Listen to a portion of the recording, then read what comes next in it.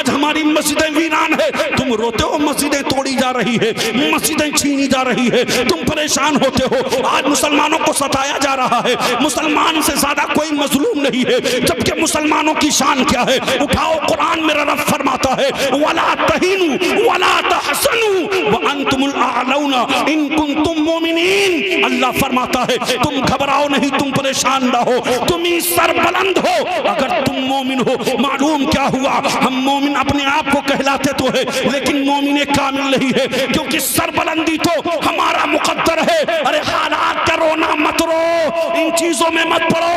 اللہ نے صاف فرما دیا ہے قرآن میں ان اللہ لا یظلم مثقال ذرہ، بے شک اللہ ذرہ برابر بھی ظلم نہیں کرتا ہے، ولکن الناس انفسهم یظلمون، لوگ خود اپنی جانوں پر ظلم کیا کرتے ہیں۔ مفسرین یہاں پر فرماتے ہیں یہ اپنی جانوں پر ظلم کرنے کا مطلب ہے وہ عبادتوں سے دور ہو کر ظلم کرتے ہیں، قرآن کی تلاوت نہ کر کے ظلم کرتے ہیں، اور شریعت مصطفیٰ کے مطابق اپنی زندگی کو گناہ گزار کر اپنی جانوں پر ظلم کرتے ہیں۔ نعرہ تکبیر، نعرہ رسالت، مسلک اعلیٰ حضرت، عشق محبت، عشق محبت، پیار محبت، پیار محبت، نعرہ حیدری۔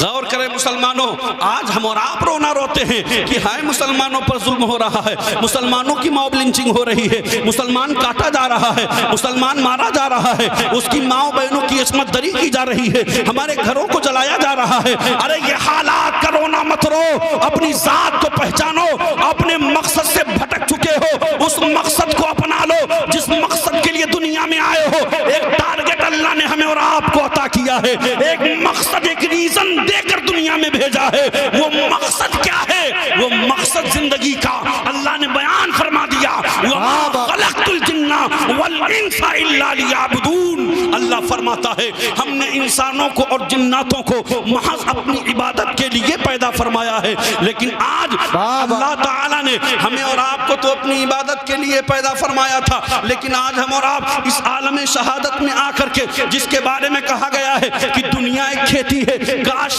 کاشتکاری کی جگہ ہے، یہاں دنیا کے اندر جیسا بو گے ویسا اپنی قبر میں پاؤ گے، اپنے حشر میں ویسا پاؤ گے۔ اے مسلمانوں، اللہ کے رسول فرماتے ہیں کما تزرعوا تحصدوا، جیسا تم بو گے ویسا تم کاٹو گے۔ جب اللہ نے اس کے رسول نے صاف فرما دیا ہے یہ دنیا ایک کھیتی کرنے کی جگہ ہے، تو دنیا میں ہم اور آپ جب اپنے کھیت میں کسانی کرتے ہیں، ایک کسان سے پوچھو کہ اے کسان مجھے یہ بتا تو اپنے کھیت میں جب کوئی بیج ڈالتا ہے گیہوں کا تو بتا اس سے دھان اگتا ہے یا گیہوں اگتا ہے؟ تو وہ کہتا ہے مولانا عجیب بات کرتے ہو، دھان بوئیں گے تو دھان اگے گا، گیہوں بوئیں گے تو گیہوں اگے گا، امرود بوئیں گے تو امرود اگے گا، آم بوئیں گے تو آم اگے گا، یعنی جو چیز بوئیں گے ویسا ہی اگے گا۔ ارے جب ساری چیزیں ہمارے سامنے ہے تو کس چیز کا منہ دیکھتے ہو؟ اس دنیا کے پیچھے مت بھاگو، یہ دنیا کسی کے نہیں ہوئی ہے، یہ دنیا ہم سے پہلے نہ جانے کتنے آئے کتنے چلے گئے، ہمارے بعد بھی نہ جانے کتنے آئیں گے کتنے چلے جائیں گے۔ اس دنیا کے پیچھے مت بھاگو۔ میرے آقا اس دنیا کے بارے میں فرماتے ہیں دنیا ایک خواب ہے۔ کیا کہا؟ دنیا ایک خواب ہے۔ آپ کہو گے خواب کس کو کہتے ہیں؟ آؤ میں آپ کو بتاتا ہوں، خواب تو اس کو کہا جاتا ہے جو انسان بستر پر لیٹنے کے بعد میں آنکھیں بند کر کے دیکھنا جو شروع کرتا ہے اس کو خواب کہا جاتا ہے۔ خواب انسان 1 گھنٹہ 2 گھنٹہ 3 گھنٹہ 4 گھنٹہ 5 گھنٹہ دیکھتا ہے۔ یہ خواب کا سلسلہ سردیوں میں تو 6 گھنٹہ 7 گھنٹے کا چلتا ہے۔ غور کرو مسلمانوں، جب آنکھیں کھل گئیں فوراً آپ کو احساس ہو گیا ہاں میاں یہ تو ایک خواب تھا، حقیقت سے اس کا کوئی تعلق نہیں تھا۔ مثال کے طور پر ابھی کسی نے خواب دیکھنا شروع کیا ہے کہ میں اپنے گھر سے چلا ہوں، مراد آباد پہنچا ہوں، وہاں جا کر ایک بہترین ریسٹورنٹ میں اتر کر میں نے کھانا تناول فرمایا ہے، وہاں سے میں نے اپنی کار میں سفر کرنا شروع کیا ہے، دہلی پہنچا ہوں، دہلی جا کر کے اپنے رشتہ داروں سے ملا ہوں، عزیز و قارب سے ملا ہوں، یہ ساری چیزیں لیٹا ہے اپنے بستر پر دیکھ رہا ہے، آنکھیں بند ہوئی ہیں، آنکھیں بند ہوئی پڑی ہیں، یہ خواب کے مناظر اس کے سامنے چل رہے ہیں، اس کو لگتا ہے یہ سب حقیقت ہے، حقیقت یہ سب ایک خواب نہیں ہے، لیکن جب آنکھیں کھلتی ہوتی ہے فوراً احساس ہو جاتا ہے میاں یہ اس کا حقیقت سے کوئی تعلق نہیں تھا، میرا وہاں جانا ایک خواب تھا، وہاں کھانا خواب تھا، سفر کرنا ایک خواب تھا، وہاں رشتہ داروں سے ملنا ایک خواب تھا، حقیقت سے اس کا کوئی تعلق نہیں تھا۔ اسی طریقے سے انسان دنیا کے اندر جب زندگی گزارتا ہے تو کوئی تو سینہ ٹھوک کے کہتا ہے میں بہت بڑا ڈاکٹر ہوں، کوئی تو بولتا ہے میں انجینئر ہوں، کوئی بولتا ہے میں پروفیسر ہوں، کوئی تو بولتا ہے میں جج ہوں، کوئی تو بولتا ہے میں وکیل ہوں، کوئی اپنے آپ کو عالم سمجھتا ہے، کوئی مفتی سمجھتا ہے، کوئی فقیہ سمجھتا ہے، کوئی محدث سمجھتا ہے، کوئی مفکر سمجھتا ہے۔ نہ جانے انسان دنیا کے اندر سینہ ٹھوک ٹھوک کے بولتا ہے یہ مکان میرا ہے، یہ زمین میری ہے، یہ جائیداد میری ہے، یہ نوکر چاکر میرا ہے، یہ گھوڑا گاڑی بنگلہ میرا ہے، یہ دنیا کا عیش و آرام سب میرا ہے۔ اللہ اکبر۔ اے مسلمانوں اپنے سینے پر دھڑکتے سینے پر ہاتھ رکھ کر دیکھو اور فیصلہ کر کے بتاؤ، جب تمہاری آنکھیں بند ہو جاتی ہیں، ہاتھ کے جسم کے اندر خون کا دوران ٹھہر جاتا ہے، جسم جب تمہاری جسم سے روح پرواز کر جاتی ہے، تو مجھے بتاؤ جس مکان کو تم سینہ ٹھوک کے بولتے تھے یہ مکان میرا ہے، اسی مکان سے تم اکیلے کیے جا رہے ہو، اسی مکان سے نکالے جا رہے ہو، اسی مکان سے الگ کیے جا رہے ہو۔ میں پوچھنا چاہتا ہوں اللہ کے رسول بھی اسی لیے فرماتے ہیں دنیا ایک خواب ہے، وہ خواب کیا ہے؟ انسان 70 سال تک دیکھتا ہے کہ کوئی خواب 80 سال تک دیکھتا ہے، کوئی 90 سال تک دیکھتا ہے، کوئی 60 سال تک دیکھتا ہے، کوئی 50 سال تک دیکھتا ہے۔ یہ خواب کا سلسلہ چلتا رہتا ہے۔ ایک خواب وہ ہوتا ہے جو آنکھیں بند ہونے کے بعد شروع ہوتا ہے، اور ایک خواب وہ ہوتا ہے جو آنکھیں کھلی رہتی ہے تب چلتا رہتا ہے۔ ہمارا اور آپ کا یہ سب دیکھنا یہ خواب ہے، خواب۔ حقیقت کے اس سے کوئی تعلق نہیں ہوگا۔ جب تم اپنے مکان سے الگ کیے جاؤ گے تب کہو گے اللہ اللہ یہ کیا ہو گیا، زندگی بھر ایک ایک پیسہ جوڑ کر جس مکان کو بنایا تھا آج اس مکان سے الگ کر دیا گیا ہوں، اس مکان سے جدا کر دیا گیا ہوں، اس پر ہمارے گھر والے عیش و آرام کر رہے ہیں، عیش و عشرت کی زندگی گزار رہے ہیں۔ میں پوچھنا چاہتا ہوں آخر قبرستان جب میت جاتی ہے تو اس کے ساتھ کیا جاتا ہے؟ تو اٹھاؤ مشکات المصابیح کی حدیث، ہمارے اور آپ کے آقا فرماتے ہیں کہ مشکات المصابیح کی حدیث پاک ہے، میرے آقا فرماتے ہیں میت کے ساتھ قبرستان 3 چیزیں جایا کرتی ہے۔ صحابہ نے عرض کی یا رسول اللہ وہ 3 چیزیں کیا ہیں؟ میرے آقا صلی اللہ علیہ وسلم فرماتے ہیں انسان کے ساتھ اس کے اہل و عیال قبرستان تک جاتے ہیں، واپس چلے آتے ہیں، اس کا مال و زر جاتا ہے، واپس چلا آتا ہے۔ کہا تیسری چیز کیا ہے؟ کہا وہ ہیں اس کے اعمال تو اس کے ساتھ قبر سے لے کر حشر تک باقی رہتے ہیں۔ اللہ اکبر۔ مسلمانوں دنیا کے اندر جب تم زندگی 4 دن کی گزارتے ہو اس کے لیے اتنی فکر کرتے ہو، اور قبر سے لے کر حشر تک کا سفر بڑا لمبا سفر ہے، اس کے لیے بھی تیاری کرو۔ اس کے لیے تیاری کیسے ہوگی؟ اپنی مسجدوں کو آباد کر کے تیاری ہوگی، اپنی پیشانیوں میں سجدے کی طرف پیدا کر کے تمہیں تیاری کرنا ہوگی، نمازوں کو ذخیرہ جمع کرنا ہوگا، اولیاء کرام کی محبتیں جمع کرنی ہوگی، رسول کی محبتوں کا مجموعہ جمع کرنا ہوگا۔ با با با زندہ باد زندہ باد سبحان اللہ سبحان میرے اللہ۔ پیارے بس یہی میرا پیغام ہے۔ نعرہ تکبیر۔ اہل سنت حضرت علامہ اجمل شاہ مرکزی نعرہ تکبیر نعرہ رسالت۔ اے میرے پیارے بس یہی چند باتیں ہیں، یہی میں کہنا چاہتا ہوں کہ جہاں دنیا میں ہم اور آپ رہتے ہیں وہیں اپنی آخرت کے بھی فکر کریں۔ وہ 2 گز کی زمین ہوگی، اس کے اندر کوئی اجالے کا انتظام نہیں ہوگا۔ آج جس کی محبت کی خاطر چاہے وہ ہمارا دوست ہو، چاہے بھائی ہو، چاہے کوئی بھی رشتہ دار ہو، آج جس کی خاطر جس کے کام میں ہم پڑ جاتے ہیں، دیکھتے ہیں کہ ہماری نمازیں چھٹ گئی ہیں، کبھی دیکھتے ہم روزہ بھی نہیں رکھتے۔ اللہ نے جسم میں اتنی طاقت دی ہے۔ اے مسلمانوں اللہ نے تو ہمیں اور آپ کو کتنے بڑے لقب سے ملقب کیا ہے۔ اٹھاؤ نہ قرآن میرا رب فرماتا ہے کنتم خیر امت اخرجت للناس، تم بہترین امت ہو تمام امتوں میں۔ اے میرے پیارے یہ شرف اللہ تعالیٰ نے اس سے پہلے اور جو انبیاء کرام تھے کسی کی امت کو یہ اعزاز عطا نہیں فرمایا۔ کنتم خیر امت کا لقب کسی اور کو نہیں دیا بلکہ ہم گناہگاروں کو دیا ہے، ہم سیاکاروں کو دیا، ہم خطاکاروں کو دیا، ہم بدکاروں کو دیا، ہم سیاہشعاروں کو دیا ہے۔ یہ اس لیے دیا ہے کیونکہ ہم اپنے محبوب کے امتی ہیں، اس نبی کی امتی ہے جس کی امت میں آنے کے لیے 70 سے زیادہ نبیوں نے دعائیں کی. واہ بابا سبحان اللہ سبحان اللہ. غور کرو مسلمانوں، اللہ قادر مطلق ہے. اگر وہ ہمیں اور آپ کو چاہتا، ہاتھی، گھوڑا، بلی، کتا، چوہا، مکھی، مکڑی، بھنکا کچھ بھی بنا سکتا تھا. لیکن اس کا کتنا بڑا کرم ہے کہ اس نے ہمیں اور آپ کو لقد کرمنا بنی آدم کا تاج پہنایا، یعنی ہمیں اور آپ کو انسان بنایا. اور انسان بنانے کے بعد ایسا ویسا انسان نہیں بنایا. دنیا میں انسان بھی کئی کیٹیگری کا ہوتا ہے. ایک انسان وہ ہوتا ہے جو پتھر کو پوجتا ہے، ایک انسان وہ ہوتا ہے جو دریا کو پوجتا ہے، ایک انسان وہ بھی ہے جو سورج کی پرستش کرتا ہے، ایک انسان وہ بھی ہے جو دریا کی پوجا کرتا ہے، جو درختوں کی پوجا کرتا ہے. غور کرو مسلمانوں، اپنے مقدر پر جتنا ناز کرو کم ہے. اللہ نے ہمیں اور آپ کو ہزاروں معبودوں کو پوجنے والا نہیں بنایا، بلکہ ایک وحدہ لا شریک کی عبادت کرنے والا بنایا. اے مسلمانوں، اسی رب نے فرمایا ہے وما خلقت الجن والانس الا لیعبدون. ہم نے انسانوں کو اور جناتوں کو اپنی عبادت کے لیے پیدا فرمایا ہے. ایک مقصد دے کے دنیا کے اندر ہم اور آپ بھیجے گئے ہیں، بے مقصد نہیں. واہ بابا بہت کو سبحان اللہ. ابھی تمہارا درود و سلام نہیں سن سکتے ہیں. آج طرح طرح کی بکواس کرنے والے لوگ آج ہمارے علاقے میں، ہمارے محلے میں، ہمارے بستی میں، ہمارے ضلع شہر کوچہ میں موجود ہیں.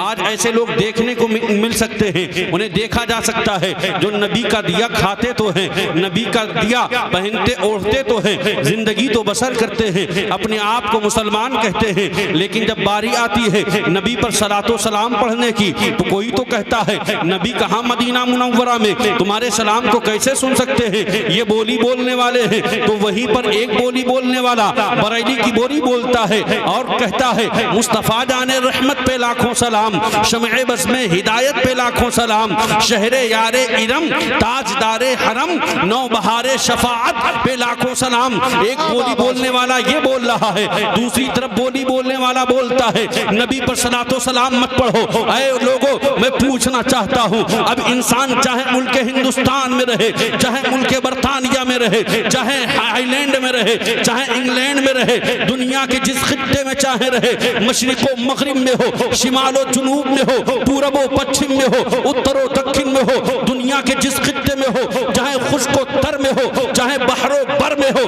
بیابان جنگل میں ہو، وادیوں میں ہو، چٹانوں میں ہو، چاہے جہاں زندگی گزارتا ہو، لیکن اگر وہ نبی پر صلاۃ و سلام محبت کے ساتھ پڑھتا ہے تو نبی اس کے صلاۃ و سلام کو سنتے ہیں. غور کرو مسلمانوں، یہ بات میں اپنی طرف سے نہیں کہہ رہا ہے، یہ بات اپنی طرف کی نہیں کہہ رہا ہوں، میں اپنے باپ کی بات نہیں کر رہا ہوں. اٹھاؤ دلائل الخیرات شریف کی ایک شرح ہے جس کا نام مطالع المسرات ہے. میرے اور آپ کے آقا وہ مدنی کے تاجدار، دونوں عالم کے مالک و مختار فرماتے ہیں اسمعوا صلاۃ اہل محبتی، میں ان کے درود و سلام کو سنتا ہوں جو مجھ پر محبت کے ساتھ پڑھا کرتے ہیں. آگے میرے آقا فرماتے ہیں وَأَعْرِفُهُمْ، اور میں انہیں پہچانتا بھی ہوں، انہیں جانتا بھی ہوں. ان کا درود میرے سامنے پیش کیا جائے. بابا دھارے تکبیر، دھارے رسالت، مسلک اعلی حضرت، برارے ایصال ثواب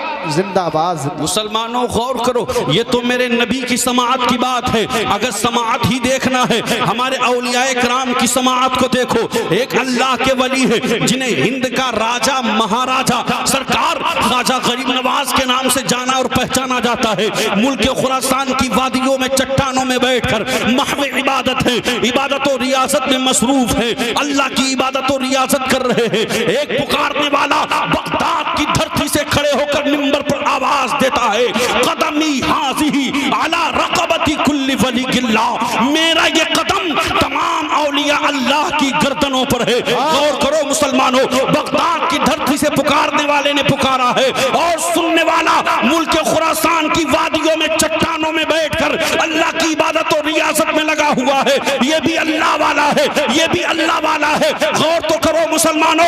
لیکن جب یہ جملہ ٹکراتا ہے سرکار غوث پاک رضی اللہ تعالیٰ عنہ کا کس کے کانوں سے، جب سرکار خواجہ غریب نواز کے کانوں سے ٹکراتا ہے آپ کی زبان سے ببانگ دوہر جملہ ادا ہوتا ہے لا بل قدماک علی عینی و راسی، نہیں نہیں آپ کا قدم میری آنکھوں پر بھی ہے اور میرے سر پر نظر بھی ہے جب نظر پڑتی ہے بریلی کے تاجدار کی، جب نظر پڑتی ہے تاجدار اہل سنت کی تو پکار اٹھتے ہیں یہ دل، یہ جگر، یہ آنکھیں، یہ سر ہے، جہاں چاہو رکھو قدم ہوتے ہیں۔ ہاں بابا سبحان اللہ سبحان اللہ، زندہ باد زندہ۔ یہ دل، یہ جگر، یہ آنکھیں، یہ سر ہے، جہاں چاہو رکھو قدم غوث اعظم۔ اے مسلمانوں یاد رکھو، جب اپنے نبی کو پکارو، چاہے ملک ہندوستان میں ہو، چاہے اپنے گاؤں میں ہو، چاہے بستی میں ہو، علاقے میں ہو، خطہ میں ہو، شہر میں ہو، جہاں سے پکارو نبی تمہاری پکار کو سنتے ہیں، اور صرف سنتے ہی نہیں، میرے آقا فرماتے ہیں وَأَعْرِفُهُمْ، اور میں انہیں پہچانتا بھی ہوں۔ اے مسلمانوں اپنے نبی پر کثرت کے ساتھ اٹھتے بیٹھتے درود پاک پڑھا کرو۔ ویسے تو بے شمار فضائل درود پاک کے ہیں، لیکن آؤ میں چند لمحوں میں اپنی گفتگو کو سمیٹ کر اپنی جگہ لے لینا چاہتا ہوں۔ میں نے جو آیت مقدسہ تلاوت کی ہے وَمَا خَلَقْتُ الْجِنَّ وَالْإِنسَ إِلَّا لِيَعْبُدُونَ، اللہ فرماتا ہے ہم نے انسانوں کو اور جناتوں کو اپنی عبادت کے لیے پیدا فرمایا ہے، یعنی محض دنیا میں بھیجنے کا مقصد ایک ہے، وہ مقصد کیا ہے؟ مقصد عبادت ہے۔ معلوم کیا ہوا؟ آج ہم اور آپ جو عالم شہادت میں زندگی گزار رہے ہیں، یہ عالم شہادت کی زندگی ہوتی ہے۔